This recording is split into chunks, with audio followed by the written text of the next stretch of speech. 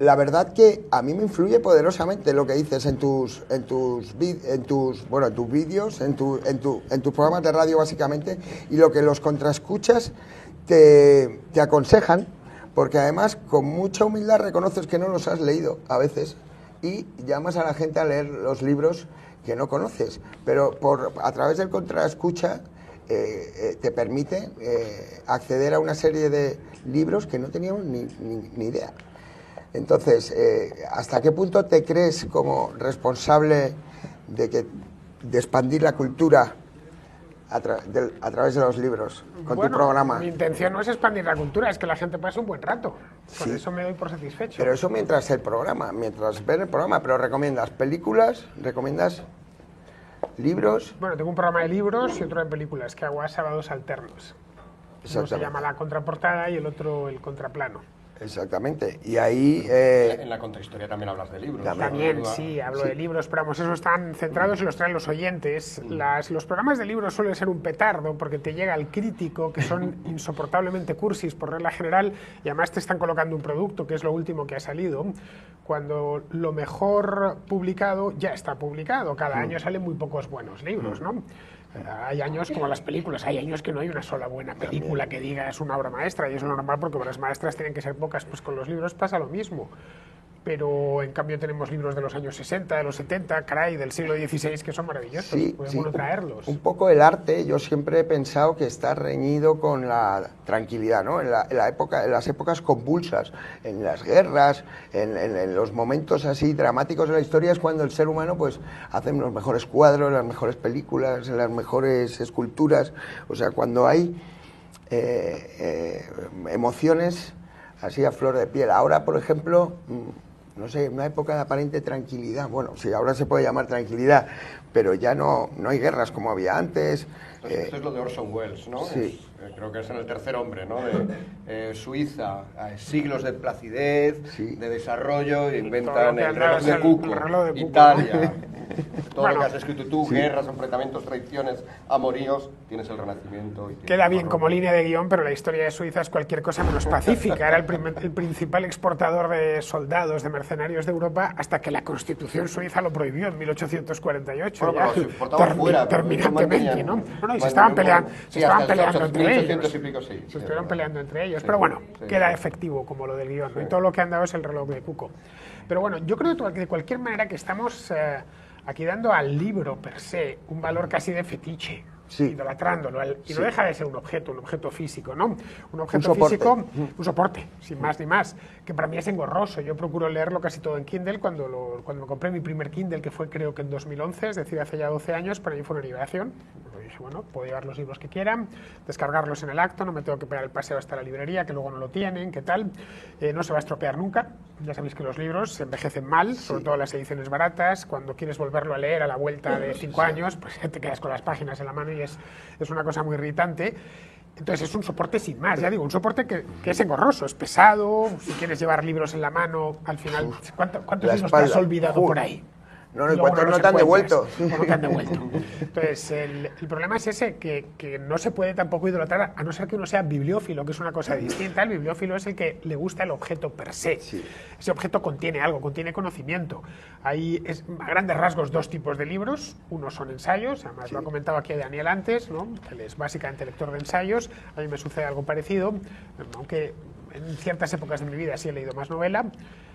Y luego están las novelas o la ficción, llamémosla así. En unos se traspasa conocimiento del papel a la cabeza y en los otros se cuenta una historia. Sí. Hasta si yo, por ejemplo, estuviese ya lista la tecnología de Matrix, de enchufarme algo por aquí detrás y que el ensayo, todo el conocimiento que hay condensado en ese ensayo pasase a mi cabeza en 3 minutos, lo haría. Y me ahorraría el tener que cargar con el libro. Y a lo mejor, leerlo, ¿te ahorrarías leerlo? Leerlo sí que es pesado y tal, y ojo, llevo todo el día leyendo, entonces mal que bien yo leo rápido, ¿no? Y leo porque soy un cotilla, porque me quiero enterar de cosas, no por el mero hecho de leer. El mero hecho de leer puede llegar a ser muy pesado. Esa es la razón por la que se lee poco. Con el tema de la ficción ya es distinto, porque te puedes recrear con ella, ¿no?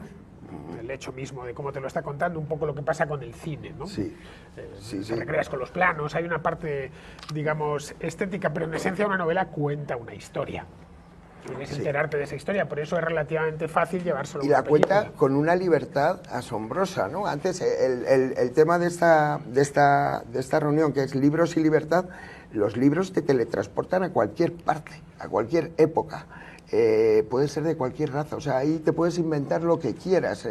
Casi no hay otra especialidad artística con tanta libertad. Bueno, es que la pregunta que uno debería hacerse es ¿por qué leemos? Leer luego leemos. Para ser libres. Leer, no, para ser libres no. Hay gente que no lee por ser libre, hay gente que lee para fanatizarse directamente. No lo olvides. Pero es una forma de libertad también, bueno, para ellos. Libertad, sí. Libertad para quitársela a los demás, ¿no? Los que leen basurilla. ¿Por qué leemos? Los que leemos. Sí. Los que nos gusta leer en silla. Los que leemos habitualmente somos un poco raros. Eso hay que tenerlo en cuenta. Y siempre somos los mismos. No sé si te has dado cuenta. Siempre estamos los mismos en las librerías. Y las ediciones van dirigidas a un tipo de persona, quitando los bestsellers, que va a sacar ahora Ana Obregón, que se está vendiendo como las rosquillas, quitando ese tipo de cosas, luego siempre estamos los mismos. Pasa lo mismo, qué sé yo, con la música clásica, luego siempre somos los mismos, los que nos gusta, al final nos terminamos casi saludando en el auditorio, porque siempre vamos los mismos. Y es normal, no todo el mundo tiene que gustarle la misma cosa. En España se lee menos, ¿no? Creo que en Alemania, por ejemplo, es mucho más. Aquí un 10%, 20%, lo que sale en la... Siempre se ha leído poco. Es que leer es pesado. Sí, pero hay otros países que son más... Hay países que son más lectores, sí, más... no sé si bibliómanos sería que les gustan, sí, el hecho del libro. Pero sí, yo creo que hay países, sobre todo de Centro Europa, que se lee algo más. Me da a mí la impresión, no puedo dar ningún dato para demostrarlo, pero me da que es por el clima. También, es más, estoy convencido que se lee más en el País Vasco... Sí. En Sevilla.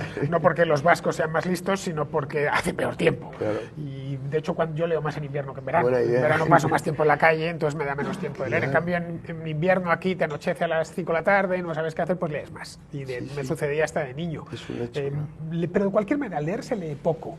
Y siempre se ha leído poco. Durante buena parte de la historia de la humanidad, porque la gente no sabía, no adquiría esa habilidad, entonces no podía hacerla. Y cuando ya la adquirió todo el mundo, algo relativamente reciente, la alfabetización completa en España nos alcanza hasta mediados del siglo XX. Claro. Es decir, España es un país que entra en el siglo XX, estamos hablando de poco más de 100 años, es un país que entra en el siglo pasado con un 50% de analfabetos. La mitad de la población no sabía leer. Que no habían ido al colegio directamente. No, que no sabían ni leer. Había unos personajes en las ciudades que eran los que se dedicaban a escribir cartas a la gente. Estaban en las ciudades principales, que tenían unas casetitas donde uno iba, pues quería escribir a su prima que estaba en el pueblo, o mandar un pésame, y había unos escribientes, así se les llamaba. Y los escribientes estuvieron en las ciudades españolas hasta los años 50 del siglo pasado, cuando ya efectivamente se termina de alfabetizar a toda la población. Pero aun con todas, una vez nos han enseñado a leer y a escribir, a fin de cuentas leemos todos. Leemos el cartel, leemos la parada del metro, leemos un montón de cosas, leemos el periódico, las noticias por encima, ¿no? Leer libros es algo más. Eso ya necesariamente tiene que ser una minoría, porque por un lado tiene competencia el siglo de oro de la novela, que es el XIX. Es que la novela apenas tiene competencia en ese momento, pero primero le aparece el cine, luego la televisión, en fin. Ahora todos son distracciones, tú llegas por la noche, estás en casa y dices, me puedo leer una novela, puedo jugar un rato a los videojuegos, puedo ponerme a ver infinidad de canales de televisión, de streaming, de lo que quiera. En fin, aparte de luego que por supuesto me puedo ir a la calle, ¿no? La competencia que tiene el objeto. Yo se lo decía a Daniel, él decía que no, que la televisión tampoco ha influido tanto, y yo creo que sí que ha influido. Naturalmente, claro. Ahora, los que dicen, ¿por qué ha resistido el libro? Porque ha resistido, a la vista está. Hace 10, 12 años estaban ya declarándole difunto, ¿no? Como el petróleo. Que ya no íbamos a volver a leer libros, los leeríamos de otra manera, en el Kindle o donde fuese, ¿no? En el iPad, pero ya no los leeríamos en papel. Pues porque el formato libro, a pesar de que a mí no me gusta, es útil. Es un formato. Aquí tienes uno. Sí, pues es un cuaderno de notas. Bueno, es un cuaderno de notas, pero que parece un libro austral. Es perfecto, lleva... Esto se llama códice realmente, un códex. Y apareció los antiguos romanos, apareció ya la antigua Roma, pero utilizaban rollos para... Y esto es más práctico, puede escribir por las dos caras. Digamos que el soporte, el formato del soporte es un soporte bueno. Sí. Y esa es quizá la razón por la cual... Por la cual ha llegado. Es barato, barato hoy, no lo era hace siglos, pero sí es barato, pero tiene un montón de competencia, lo que te digo, las películas. ¿Qué prefieres? ¿Leerte la novela? Guerra y Paz. serio. Ya no, tienes que ser un volcado para leerte Rey Paz, un tocho, tal. Te tiene que gustar mucho eso, si te lo pueden contar en una película. Pero no es sustitutivo, yo creo. O sea, claro, son experiencias estéticas distintas, ¿no? Totalmente. Aquí vas a la coma, te paladeas cada palabra. Yo, aprovechando esto, sí que quería cuestionar la distribución que has hecho antes, ¿no? Entre cómo leer ensayo, cómo leer novela.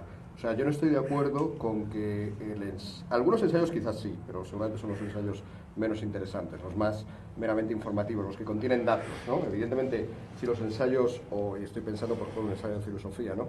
Si un ensayo de filosofía consistiera, un mal ensayo de filosofía probablemente consiste en eso. O sea, que te doy la razón en parte. Si los ensayos consisten meramente en información, es verdad que si me lo puedo conectar en una parte de la cabeza y meter toda esa información de repente, es más, ¿qué más da hacerlo a través de un libro que hacerlo a través de una película que también me puede dar información, un documental, un podcast, correcto. Que tú controlas bastante bien?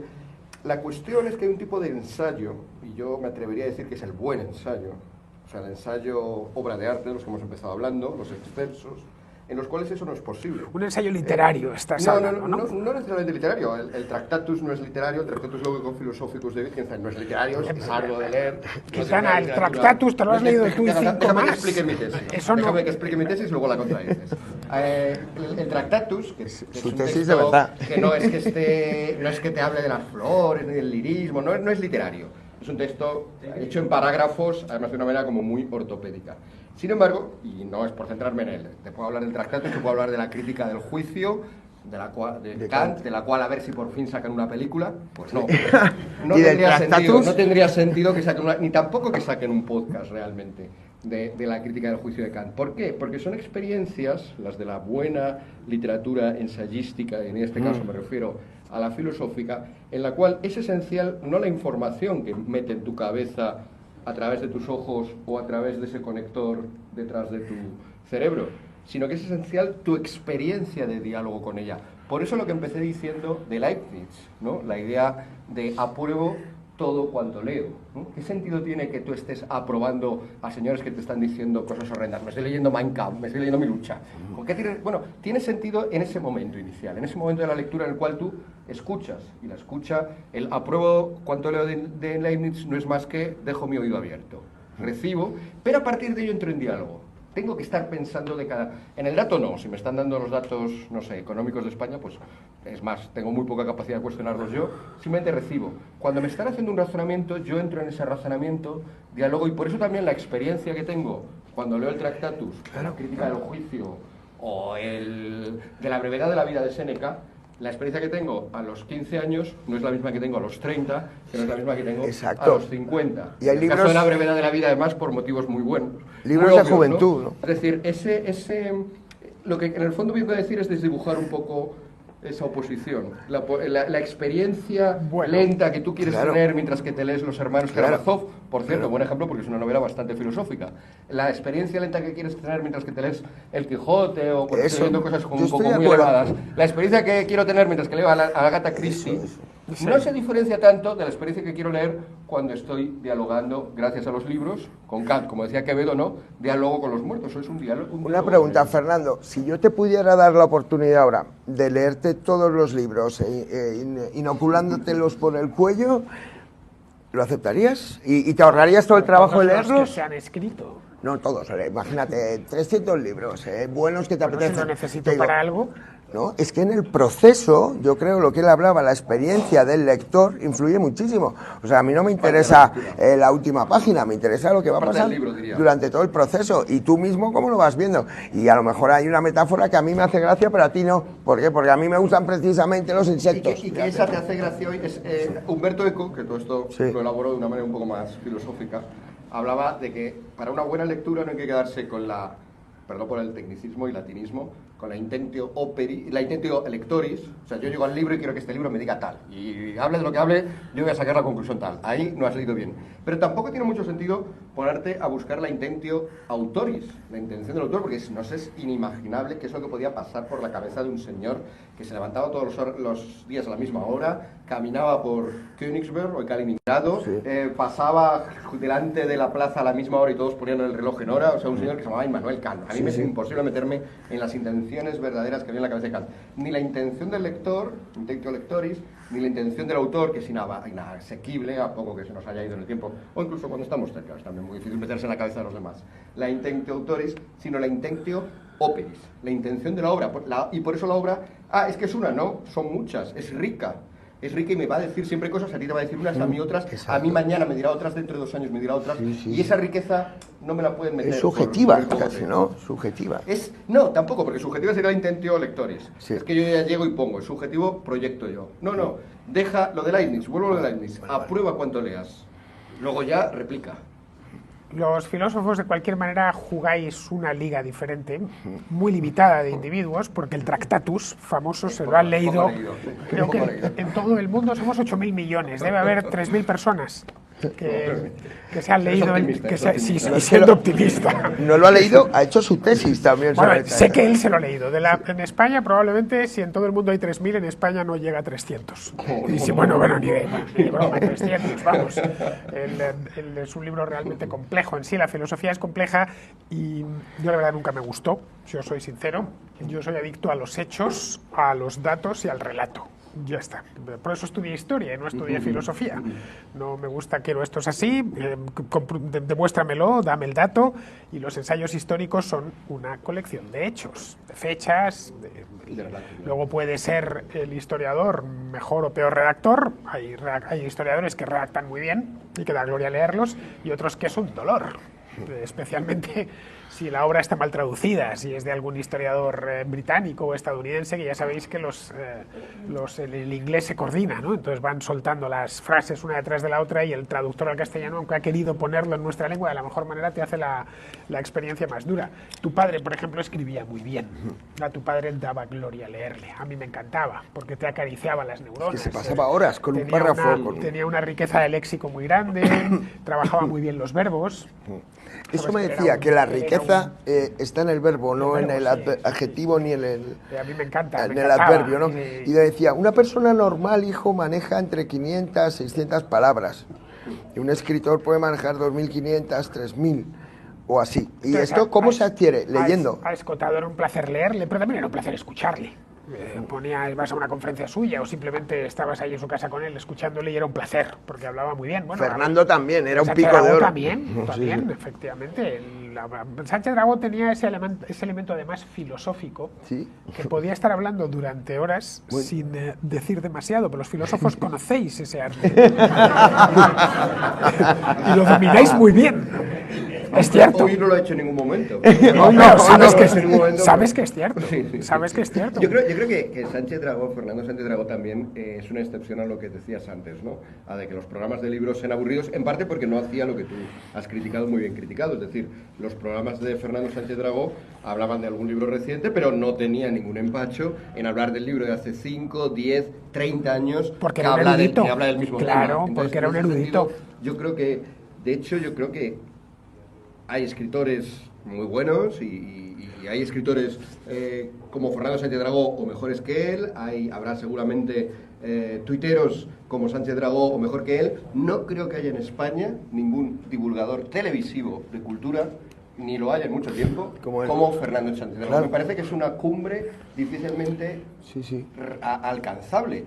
Por esto, porque combina lo que debe hacer un divulgador, combina extraordinariamente rigor, amplitud de miras, información, reflexión, pero a la vez te entretenía. Bueno, es que fue el mejor. Es que Dragó fue el mejor divulgador cultural en España de los últimos 30 años. Yo diría, Fernando, que tú te miras un poco en él, o me recuerda en parte porque él no hacía tomas, o sea, la primera lo hacía, igual que te grabas tú cuando. Las cosas tienen que hacerse a la primera. Eso. Él me decía, soy el presentador más rentable, o sea, porque conseguía grabar a la primera. Y claro, esos programas de libros, una época que tenía 2 a la semana, El Faro de Alejandría y otro. Y ha sido un poco como el libro gordo de Petete, ha sido nuestro Petete, por así decirlo. O sea, el que nos decía, tenéis que leer, tenéis que hacer esto. O sea, es indisociable la cultura española sin la figura divulgadora de Fernando Sánchez Dragó todo el día. La barriga con los libros. Pero vuelvo a lo mismo. ¿Qué estaba pidiendo? ¿Que leyésemos o que adquiriésemos conocimiento? Lo segundo. Al final la cosa va de eso. No, y que fuéramos libres. Porque él era muy libre y viajaba mucho y los libros él los utilizaba como ventanas al exterior y al interior, yo creo. Bueno, él era libre, pero adquirir conocimiento puede ser que no te conduzca a la libertad, sino a todo lo contrario. Bueno, pero tienes... El conocimiento per se no es necesariamente liberador, puede ser esclavizante. También, sí, como si te tomas muy en serio el manifiesto comunista, por ejemplo, ¿te refieres? Muy en serio, no, muy en serio. Pero Dragó cuando se va a Oriente y tal y nos cuenta todas estas historias, pues yo creo que un poco es para enriquecer la vida de cada uno, ¿no? Es conocimiento, pero también que te hace más libre el conocimiento, aunque el conocimiento puede esclavizar, es lo que me quieres decir. Sí, claro. O sea, el Mein Kampf, por ejemplo, de Hitler no debería leer nadie. No, está bien que lo lea. Al Index, Librorum. Sí, yo lo leería. En España es legal, pero creo en Alemania no es legal, ¿no? En Alemania no. En Alemania es que los derechos son del Estado de Baviera. Entonces Claro. ellos pueden, de hecho, prohibirlo por una vía directa y es no publicarlo, ¿no? Claro. Pero vamos, creo que en Alemania cualquiera lo puede comprar a través de Internet sin ningún problema. De hecho, creo que los derechos vencieron ya, porque claro, este hombre publicó esto hace 100 años, ¿no? Son 70 años, creo. Pues ya han vencido. Pero esto de del índice de libros prohibidos ya no tiene sentido. Internet volatilizó cualquier índice. No hay nada prohibido en Internet. En el Reino Unido, hasta hace no tantos años, estaba prohibida terminantemente la pornografía. Les quedaba aquello victoriano, ¿no? Un poco gazmoño y remilgado de que no querían que... Y recuerdo en los años 90, ibas todavía a Inglaterra y veías que las revistas, no pornográficas, sino las simplemente eróticas, como el Playboy o el Penthouse, las dejaban en los... Había una normativa que decía la cantidad de metros que tenían que estar y ponían un blister de plástico opaco para que no se viese pues a la señora en cueros, ¿no? ¿Qué pasa? Eso lo has llegado a ver tú. Esto lo llegué a ver yo en los años 90 en Inglaterra. Que decían, pues ponen el Playboy ahí y tal. Claro, tú veías los kioscos en Madrid que estaban llenos de revistas porno, ¿no? Claro. Sin ningún problema. Y ya tuve que preguntar, dije, ¿por qué está esto así? Me dijo, no, es que aquí... Y la gente se iba, cruzaba el Canal de la Mancha, se iba hasta Dover a comprar, los ingleses, a comprar revistas y películas en VHS. Claro, fue a aparecer Internet en la segunda mitad de los 90 y cuando ya Internet se audiovisualizó en la primera década del siglo, y perdonad por la expresión, a tomar por el culo. Se acabó la prohibición. Escota decía que desapareció el agua embalsada, ¿sí? Por así decirlo. Y es que ahora, ¿quién va a comprarse un Playboy o un Penthouse? Antiguamente eran empresas exitosas, ahora, bueno, como ya no está prohibido, ya no tiene pero interés. No solo por esto, tú prohíbes algo y lo único que vas a conseguir es que la gente haga lo imposible por desafiarlo. Por desafiarlo. Ya sabéis aquello de que en España se lee tampoco que si quieres guardar un secreto, ponlo en un libro porque total, nadie se va a enterar porque nadie lo va a leer, ¿no? Bueno, pues si quieres que el libro se venda, que hablen mal de él. Claro, y que te aparezca alguien, algún político, algún activista de algo y empiece a decir que es lo peor del mundo. Ese libro se venderá y se verá la cola que cree polémica, en una palabra. Por prohibírtelo no te lo pueden prohibir, pero si quieren hacer ya sabes, esas prohibiciones retóricas de ponerte la cruz y cuidado que aquí evita el fascismo y estas cosas, automáticamente lo que vas a conseguir es todo lo contrario. Fernando era muy consciente de eso. Y me acuerdo que decía que hablen mal de ti, sí, claro. Pero hablan de ti al menos. O sea. Y teniendo en cuenta la cantidad de libros que se publican, que yo no sé si se lee más que nunca, pero sí se publica más que nunca. También es verdad que en tiradas más cortas, ¿eh? Sí, lo que ha dicho Daniel, sí. Sí, más cortas, pero también sumando. Es que yo creo que la persona que tiene el ebook luego adquiere la obra en papel, generalmente. Yo no. Vamos, Sí, tus librerías están vacías, Fernando. Vacías no. Es que el libro ocupa. Y las cosas tienen un tamaño. Pero hay gente, igual que te compras una peli y te ha gustado mucho, luego te pillas la peli tengo solo con extras. El libro en físico, es como como el disco físico. Solo lo puedes, estar reservado a unos pocos privilegiados, entre ellos tu padre. La obra de tu padre la tengo en papel. Estoy de acuerdo, bien. Y además era bien que iba a comprármelos. Es cierto que CDs ya. Claro, ¿quién tiene CDs en casa? Yo tengo CDs en casa, pero claro, tengo en CD a Johann Sebastian Bach. No voy a tener ahí a un reggaetonero. Bueno, un reggaetonero no le tengo ni en el móvil, ¿no? Pero vamos, que no... Para mí el libro de papel es eso, el libro de papel. Es que estamos hablando de alguien especial que merece la pena tenerlo en papel, aunque luego, eso sí, hubieras preferido leerlo en el Kindle. Es mi caso, además las pantallas de tinta electrónica no han hecho más que mejorar. Yo veo ahora mi primer Kindle y el que tengo actualmente, que es una cosa de 6 pulgadas, maravillosa, en la que además puedo tomar notas. Subrayas y tal. Sí, pues subrayar todo lo que me da la gana y escribir encima del texto, está retroiluminado, en fin.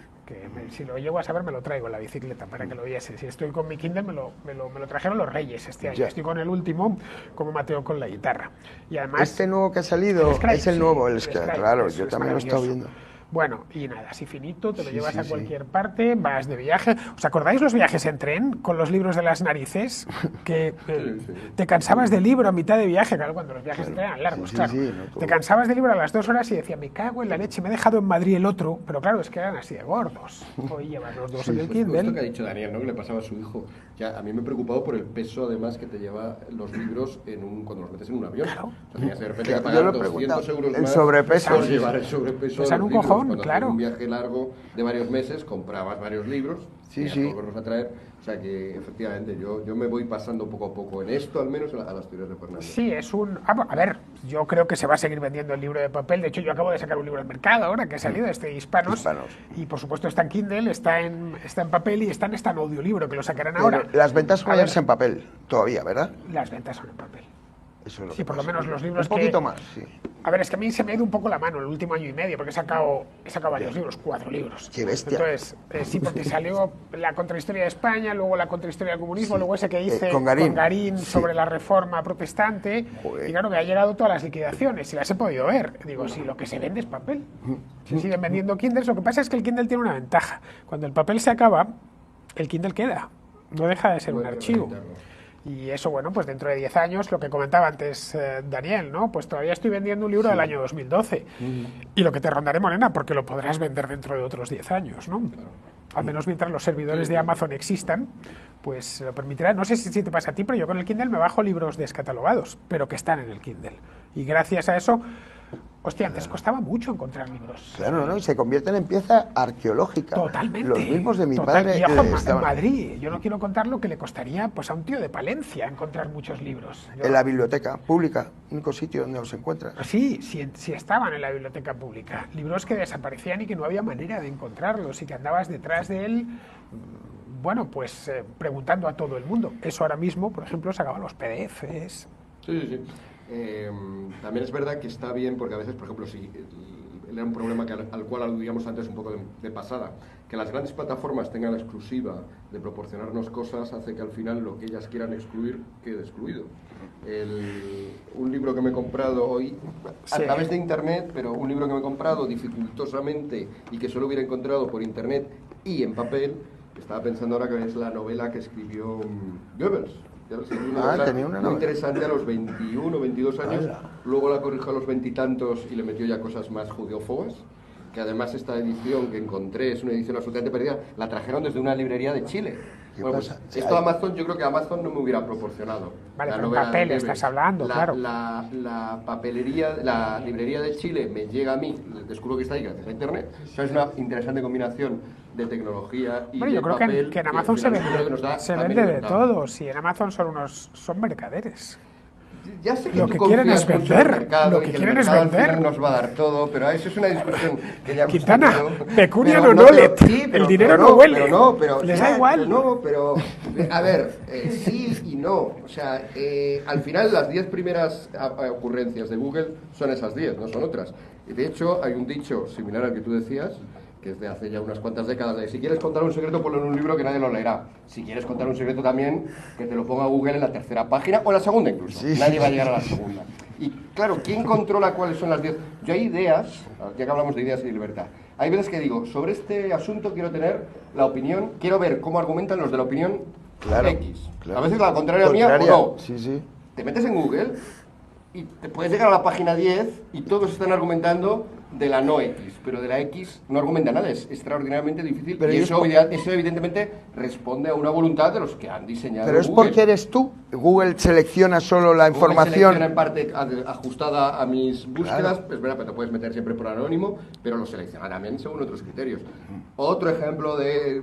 Ahora me voy a la música, pero bueno, a ver, sigue. Apple Music, ¿no? Sí. Ya que hemos hablado también antes de estas posibilidades. Ha sacado ahora una aplicación hace un mes solo. Aparte del Apple Music Standard, ha sacado una aplicación específica. Mira, estoy haciendo publicidad de Apple y me voy a meter con Apple, o sea, soy contradictorio. Pero bueno, ha sacado una aplicación específica para música clásica. Para música clásica muy interesante porque cuando pones una obra, pues te da todas las versiones posibles. Está muy adaptada. Bueno, pues me metí a escuchar, hay un apartado que son los grandes autores, ¿no? Pues está por supuesto Bach, está por supuesto Beethoven, está por supuesto Mozart, y el cuarto, ¿quién es? Vivaldi. Fanny Mendelssohn. Mendelssohn, bueno. ¿Por qué? Está Fanny Mendelssohn, de la cual aclaran además en la descripción, aunque sea de la más importancia su hermano, también Mendelssohn, en realidad Fanny es una autora muy buena.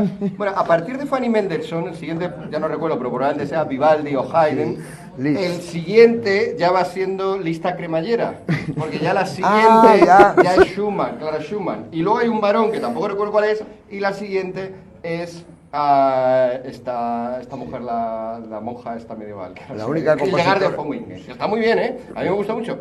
Pero claro, o sea, fijaos, ya estamos por el octavo y hemos metido a 3 mujeres, que bueno, ¿por qué? Porque son mujeres. Esto es lo que me está proporcionando Apple, es probablemente también lo que dentro de poco se darán las clases de música, esas si son del Estado ya te gustarán menos. Es decir, esto de que el mercado nos va a dar libertad, ya sabes que mi teoría es la contraria, que hay una confluencia hoy entre el mercado y el Estado, en la cual, como digo, siempre, al final lo que me está dando Apple es lo mismo que me va a dar la profesora Charo de música, que va a insistir muchísimo en Fanny Mendelssohn antes de hablarme siquiera de Verdi. Pero, ¿se tiene que llamar Charo necesariamente? Todas se llaman Charo. ¿No me lo has dicho con segundas? ¿Me lo has dicho con segundas o es que te has salido Charo? En Estados Unidos se llamaría Karen, o sea, no hay problema. Sharon. A ver, Sharon. El tema este que cuentas del Apple Music, a pesar de todo, sigue siendo infinitamente mejor que Radio Clásica, Radio Nacional de España. Correcto. Que además nos cuesta el dinero, ¿no? Claro. A los que la escuchan y a los que no la escuchan. Así que, aparte, Apple Music no es el único. Hay unos cuantos más. Está Amazon. No controlo, pero estoy bastante seguro de que Spotify o Amazon. Estoy muy seguro de que en cuestiones similares, probablemente a lo mejor en vez de mujeres me metan autores con negros, me metan autores inuit, importantísimos en la tradición de la música inuit, ningún respeto, ninguna falta de respeto por mi parte a la música inuit, pero sinceramente creo que no, que a mí me faltan en esa lista de 10 mejores, me falta gente. Cada época tiene sus gilipolleces, la nuestra tiene esa, ya se pasará. Pero ¿qué piensas? ¿Que esto va a ser eterno? Pasarse todo se pasa, ¿eh? Si la cuestión es que acabará pasando, no hay mal que 100 años. Es un poco lo que decía Daniel también, que en la música sucede lo que en la literatura, que el problema es que se publica todo, de todo, ¿no? Y entonces al final no se elige nada y se disuelve. ¿Por qué? Pues porque la democratización ha llegado hasta tal punto que cualquiera puede publicar lo que quiera o puede interpretar lo que quiera. O sea, morimos en el exceso de datos, en el exceso de literatura. Bueno, es que la humanidad en los últimos 30 años ha alcanzado un sueño, y es el de la persistencia de la memoria. Uno de los grandes desafíos históricos del ser humano era dejar testimonio de su paso por el mundo, era apuntar lo que había pasado. Pero llevamos unos siglos ya con esto. Sí, pues desde que empezó la escritura, ¿no? Bueno, el hecho mismo de una primera escultura muy rudimentaria ya es eso, pero la escritura es, vamos a archivarlo. Google es el sueño. Entonces está todo está ahí metido. Ahora, el algoritmo que lo gobierna puede ser un algoritmo, como dices tú, de estos que te hacen la lista cremallera, o puedes meterle un sesgo, puedes meterle otro. Ahora están con estas cosas, luego lo cambiarán. Los que deciden son unos pocos. Bueno, imagínate el sesgo. Otro caso típico es cuando metes, y además lo puede comprobar cualquiera, no sé si ya lo han cambiado, metes hombre blanco occidental en Google Images. Te salen nombres que no son blancos y occidentales. Sí. También la cuarta y la quinta. Yo creo que hay algo con el número cuarto, quinto y todas estas cosas, de que ya hay que meter la cuota al cuarto. Si pones hombre... Te sale Sergio, que viene relevancia hace un par de años. ¿Sale Sergio? Tú quieres, yo qué sé, estás haciendo ilustraciones para Mein Kampf, por ejemplo. Hombre blancos occidentales en su exuberancia, pero Google te dice, oye, ¿estás seguro de que no quieres meter a esta señora negra? No, señoras no salen, pero hombres... A ver, me estás diciendo que si en Google Imágenes tú buscas hombre blanco occidental, esa cadena de búsqueda en castellano. No recuerdo si era en castellano o en inglés. Vale, hombre blanco occidental, te aparece gente que no es blanca ni occidental. Bueno, puede ser que sea occidental aunque no sea blanca. Pero ya quiero decir, pero blanca no es. Es que lo de blanco, lo de blanco Nací es... en... Ya, pero lo de blanco, nosotros, por ejemplo, somos blancos. Lo de blanco depende de la época del año, ¿no? Hay épocas en las que somos más blancos y otras menos, ¿no? Que te dará Caucásico. Claro, porque depende, No, es que claro. es un hombre blanco, lo que pasa es que es en agosto. Claro, ¿quién es blanco? ¿Quién es blanco? Eso es una tontería y la hostia en la cabeza que A tienen ver, salen los americanos. imágenes, además salían. Es que esto además dio lugar en su momento a una cierta trifulca tuitera, o sea que fue lo que pasa, que como todo ha pasado, pero algunas eran obras de arte clásicas. O sea, que no es que hayamos cogido al señor en agosto. Eran obras de arte clásicas en las cuales la persona, yo no la calificaría occidental, sí, porque Occidente es muy grande, pero blancos no son. Ni siquiera blancos a una vez dicho. O sea, pero bueno, que no pase, vamos, no sé, a mí es que me resulta, perdona, pero un poco ingenuo pensar... Mira, que han hecho la búsqueda. Mira lo que sale, a ver. ¿Está pasando o ha cambiado ya? El primero es un GIF, el cuarto es una chica y el quinto es un señor indio con turbante. ¿Cómo ya? Busca de puta madre, por lo Qué que veo. pasada. Sí, es cierto. Hombre blanco occidental y te parece La eso. segunda una chica. Déjame ver. Qué fuerte. La Déjanos cuarta ver. una chica. Hostia, pues es cierto. Impresionante. Uno con un turbante. Oye, que a lo mejor es un hombre y se ha cambiado. Que a lo mejor se ha cambiado. Sí. Está todo bueno. Ahí la Virgen. Y este de aquí, sí, es cierto, es verdad. ¿Y esto está sería hombre blanco autocensura occidental. también? Sí, cierto. Esto es un No, fenómeno pero esto es que autocensura. cierto. Google, como cualquier otro, en ese sentido, como con su libertad de empresa, ¿Cómo lo llamas eso? ha tomado decisiones a este Políticamente respecto correctas. que piensa que son buenas para la humanidad.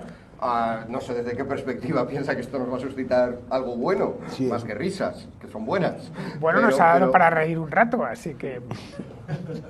Quiero decir que yo tampoco digo, estoy oprimido por Google porque me mete ahí una señora. No, hombre, pero es Haga normal. lo que quiera, Google, Si le pero- pides una cosa que se ajuste a eso, Claro, no que claro, te, claro. no que te Claro, saque desde el lo punto que... del rigor y también desde el punto de vista de qué hay detrás. O sea, gente que en algo tan obvio como son las imágenes me hace eso, que no me está haciendo en algo mucho menos obvio como son Wikipedia, las entradas. ¿también? Sí, bueno, la Wikipedia, por supuesto, lo que ha dicho Daniel. O sea, Wikipedia está totalmente sesgada. Pero también hay La Wikipedia revisores. es- La Wikipedia puede participar cualquiera, ¿eh? No, No, está moderado. Tú puedes participar, pero te lo borran a los 2 días. Ejemplo mío. Yo he hecho la prueba. Claro. Bueno, Te lo borran. Cuéntate si quieres, pero vamos. No, sí, Vaya, tú pones yo la digo- historia, yo digo- la historia de alguien anónimo y a los 2 días aparece. No, pero a ver, Mayor Zaragoza, Federico Mayor Zaragoza, Sí. una figura importante en España, ¿no? Ha sido O lo fue, sí, lo fue. Si no tiene enlaces... Director de UNESCO, fue secretario general de universidades. Y bueno, es una persona que además siempre pues, se Siempre apunta en la a todos los pomada, manifestos, siempre en el en la lado... pomada, sí. Sí, claro, yo no lo iba a decir más irónicamente, siempre está en el lado de la bondad, ¿no? Siempre está en el lado de la bondad, pero resulta que cuando fue secretario general de universidades era todavía durante el periodo del franquismo y cerró la Universidad de Valladolid. Y a mí eso me parece un dato relevante. Dentro de la Wikipedia, que es todo muy bonito, ya sé que es Mr. Bondad, pero me parecía relevante que ha en su cerrado? relato Bueno, figuraba... pues podías haber entrado, No aparece. Entonces me metí, Sí, lo lo pusiste. puse y a las 2 horas el moderador decide que eso ¿Y no está por ahí. qué Y era verdad. Ya, hacedlo todo. Bueno, ahora si hacemos una campaña masiva... No, contra- no. Parece que tengo algo Eso es contra una Mayor Zaragoza, corrección. ¿no? Me parece un señor Qué fuera, fuerte. pero me parece interesante saber esto, Pero ¿no? y Que cerraron universidades, ¿no? pusiste un Una cosa- enlace que apoyaba... Pero se sabe. O sea, basta con que busques, cierres de la Universidad de Valladolid, la fecha, te vas a la fecha en la que fue, y pues o sea, el problema es que esto... Pero eso hemos es dicho, lo que ha flagrante, dicho antes eso es flagrante. Daniel, O sea, es un pero es que es así, faltar a la pero verdad. Wikipedia tiene moderadores, o sea, no sé, me parece muy ingenuo pensar que es libre. Pero moderadores ideológicos yo no que- pensaba que tendría, Sí, ¿eh? que hay un sesgo ideológico en Wikipedia, obvio. Hay un sesgo ideológico, obvio. Bueno, Y es pero un sesgo cualquiera... no muy favorable a a ver, la escucha, libertad. cualquiera puede ser Favorable. wikipedista. No es muy favorable. No, pero que cualquiera puede serlo. Que tú puedes serlo, pero hay un moderador, luego hay un moderador del moderador y luego hay un mega moderador. Entonces, si al moderador, que están sesgados, no le gusta lo que tú has puesto, te lo va a quitar. Pero es muy grave eso. Ya no está la... Tú estás Aunque pensando sea en una verdad. Wikipedia muy inicial, en que era un poquito caos, y como no había moderadores, pero eran muy pocos, ahora está estructurado de una manera absolutamente jerárquica. La De tal Wikipedia manera, en la español. Wikipedia, toda la Wikipedia. Entonces, si lo que tú metes en Wikipedia Aunque sea verdad. rompe con lo que esa jerarquía ha decidido, se te va a Aunque quitar. sea verdad. Aunque sea verdad, porque claro, puede ser verdad, pero puede no ser relevante.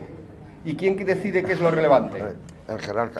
Pero es que estamos siempre en una cuestión de no de verdad. O sea, me gusta que tu criterio principal, Jorge, sea verdad o mentira, que es el que debería ser. Pero es verdad que también hay que combinarlo con relevante o no relevante. ¿Y quién decide lo relevante o no relevante cuando haces una búsqueda de imágenes en Google? ¿Quién decide lo relevante o no relevante cuando haces una... Bueno, el algoritmo que está introducido por alguien, con una mentalidad. Ese tipo de lo que sesgo... debe ser relevante. Y perdona ya, simplemente termino. Y están pensando en qué es lo relevante para una sociedad bondadosa, la que le gusta mayor Agenda 2030. Una sociedad bondadosa, lo relevante es que pensemos que los hombres blancos occidentales a veces tienen aspecto de mujer. Y que nunca se puede cerrar una universidad. Y que esas cositas, bueno, hay que acordarnos. Estás de secretario general de universidades. ¿Qué he hecho más feo? Son cosas que suceden. Seguro que lo hizo de mala gana. Son cosas que suceden. Aquel día pasó una mala noche. Bueno, si vas a ChatGPT, que hemos hablado antes del ChatGPT, ese sesgo sí que existe. Estuve yo haciendo un montón de pruebas y le pedía que me hablase de, por ejemplo, de Fidel Castro. Lo tengo grabado, lo pasé en una contracrónica.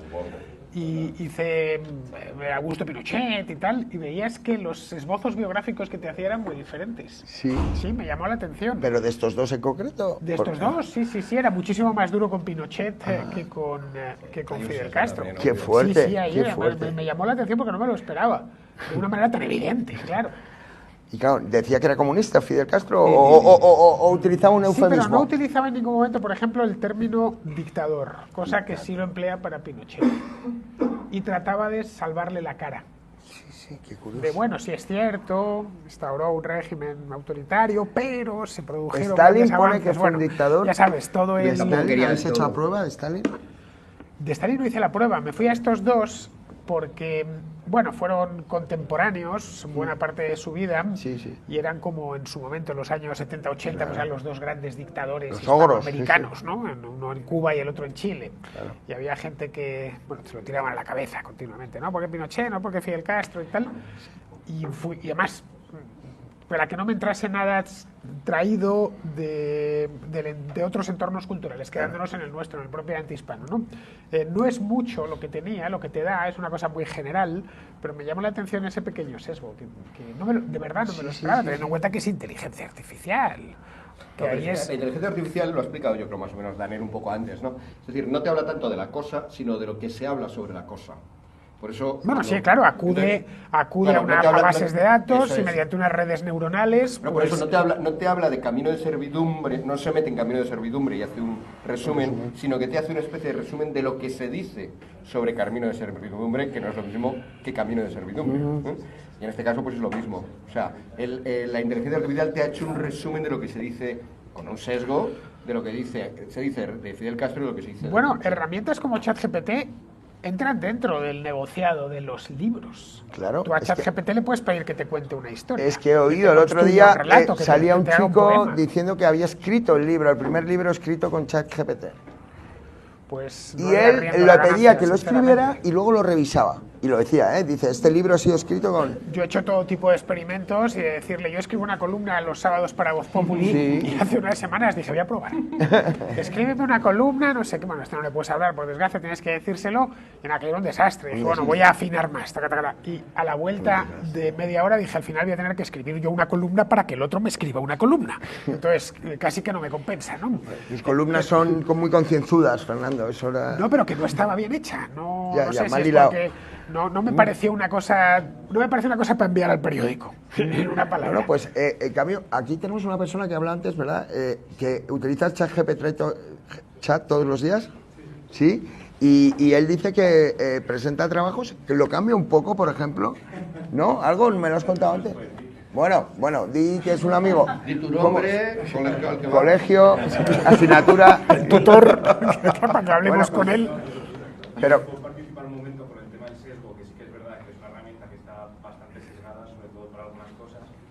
No creo que haya tanto una intencionalidad de la empresa, que quizás sí, sino como que entre los datos los coge de la base de datos principal, que es Internet, y en Internet la información está sesgada hacia un tipo de opinión. Claro, lo que hay es bebe de lo que hay. Si no hay información, no hay inteligencia artificial.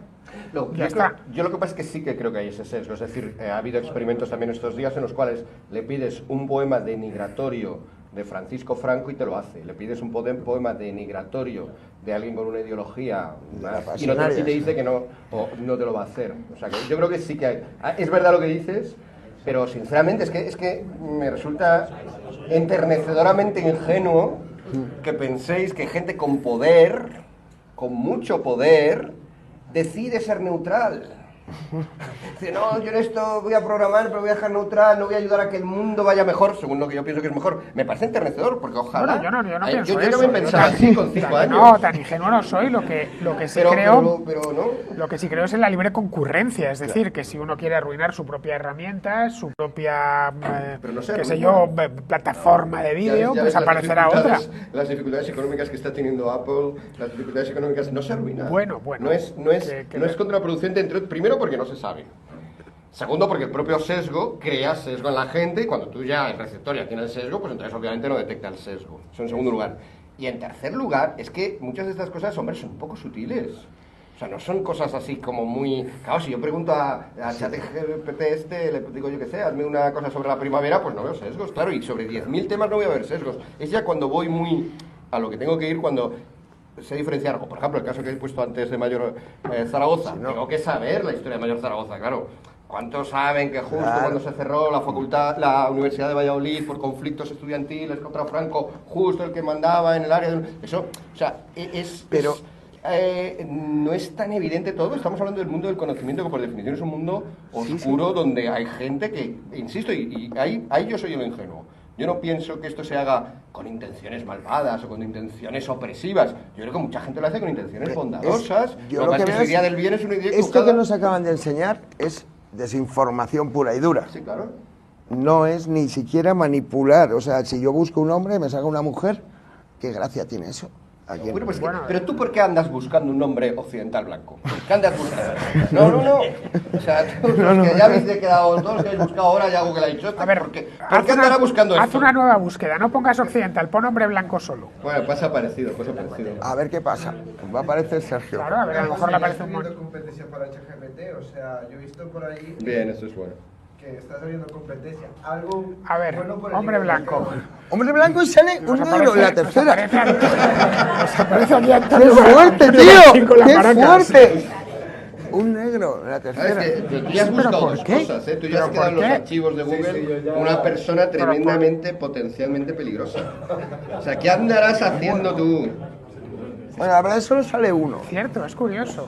No, bueno, ahí abajo veo a otro, ¿eh? No, es la novia, es la novia. No, este. La novia negra. Sale el hombre blanco, pero con la novia negra, ¿eh? Pero eso está bien. Recordemos, la primera novia que sale es negra, recordemos. Pero eso, claro. ¿Has visto la última peli de Terminator o no? Pues es ella. Terminator. Es verdad, sí lo he visto. A mí me sorprendió mucho. Bueno, pues al final nos habíamos puesto aquí a hablar de libros y hemos terminado hablando de Google y de lo mal que busca las imágenes. De las letras. El condenado, sí. Pues voy a investigar más, Yo a veces busco imágenes ahí, es bastante preciso. Si le pides, quiero una foto de Vladimir Putin en la Duma triste, y te aparecen fotos de Vladimir Putin en la Duma triste porque quiero ilustrar una noticia o algo así, me aparecen. Tal cual. Sí, que por eso me extraña que esto evidentemente sí, aquí están poniendo algo, porque el buscador de imágenes... ¿Y si está manipulado aquí, cómo estará manipulado en China o en Rusia? O sea, ahí ya directamente... Es que no... Bueno, la tesis de Evgeny Morozov, ¿no? Que ya hace tiempo, cuando empezábamos en los años 90, 2000, empezaban todos estos discursos utópicos de gracias a Internet vamos a ser muchísimo más libres que nunca, vamos a ser mucho más demócratas que nunca. Él ya empieza a decir, cuidado, que puede pasar justamente todo esto. Y es verdad que en países totalitarios el control que ha ejercido, ahí sí estamos de acuerdo, el Estado sobre Internet hace que estén mucho más controlados que antes de Internet. Internet no solo no les ha liberado, sino que les ha encadenado todavía más, en parte por eso, porque se puede recopilar los datos de todos los que están buscando cosas.